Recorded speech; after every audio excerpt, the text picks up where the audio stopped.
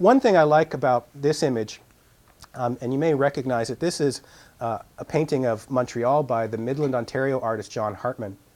And John has, for the past 15 years or so, engaged in a global cities art project where he is documenting cities around the world, many of them from this notional aerial perspective which he achieves here. That's to say, this is imagined Montreal. He doesn't own a helicopter, and it doesn't have the ability to sketch from above.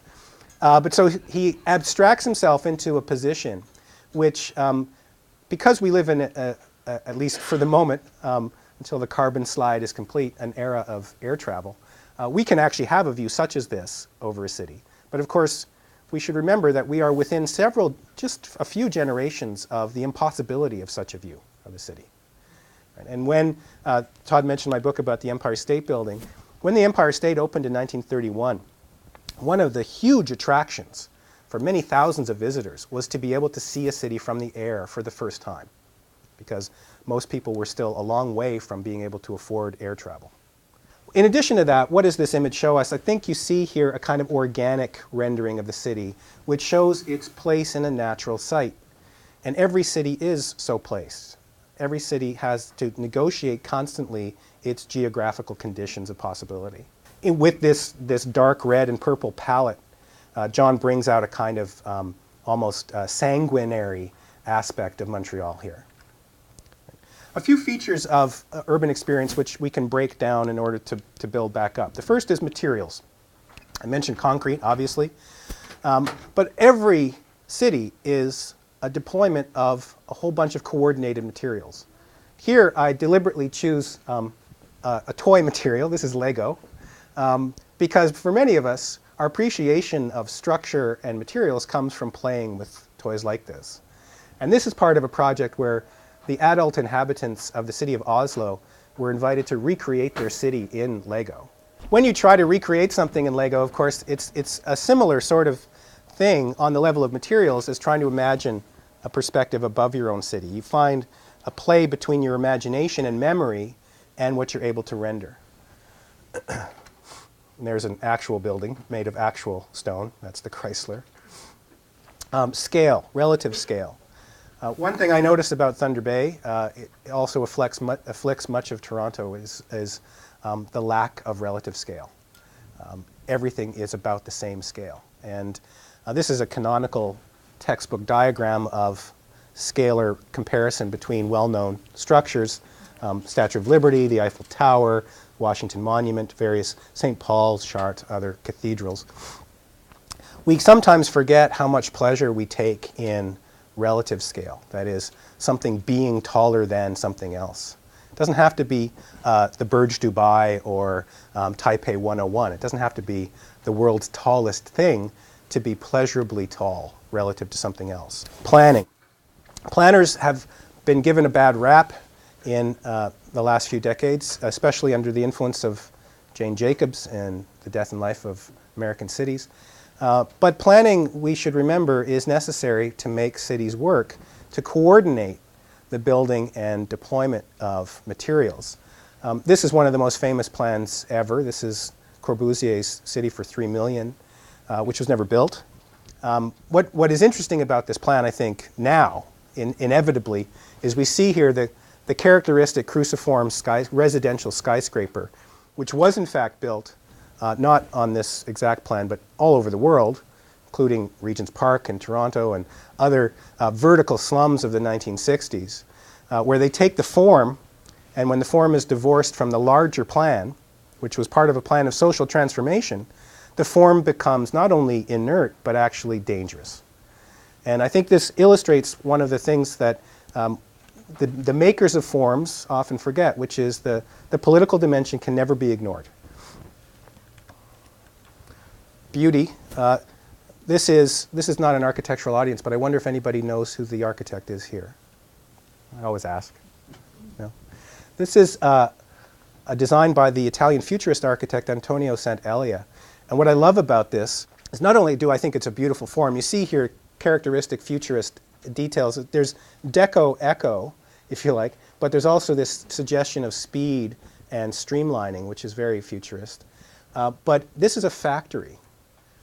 And I love this design because the factory in Santelia's design includes residential and administrative spaces as well as productive spaces.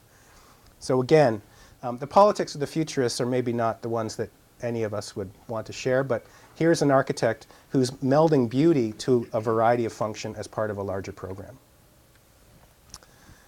I love this image. This is monumentality. Monumentality.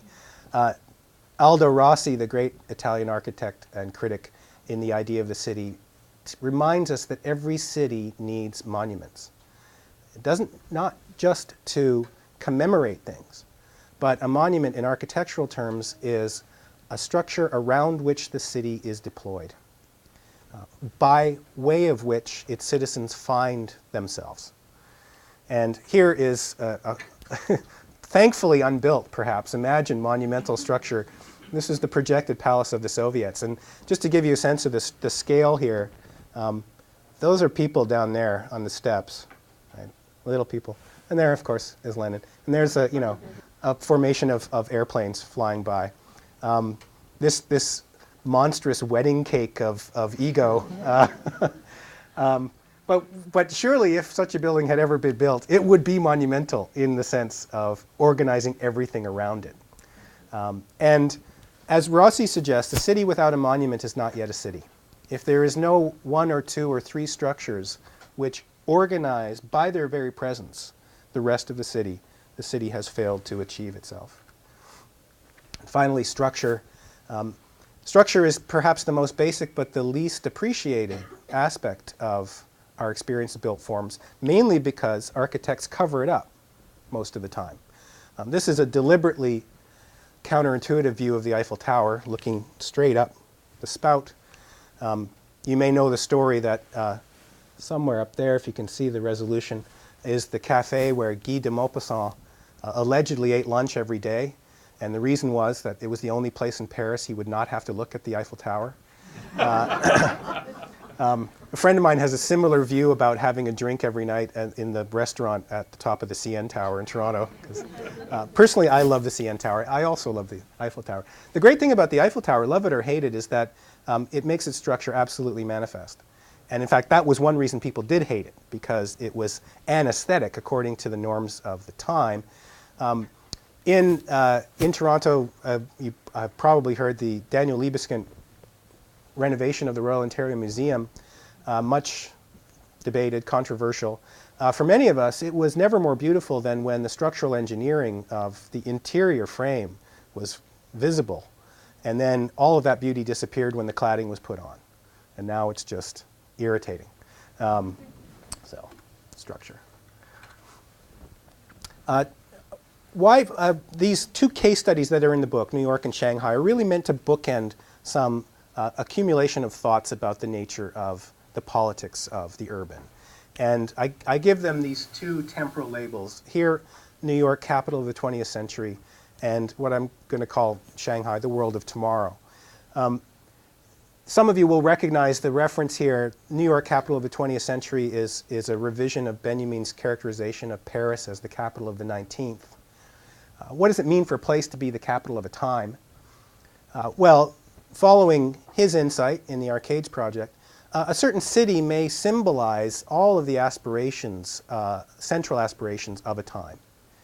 And it seems to me that New York, if you take the span from approximately, let's say, 1911, when the Woolworth building is completed, through to the destruction of the World Trade Center on September 11th, 2001, New York is the expression of technological optimism, ultimately of imperial ambition that characterizes what critics like to call late capitalism.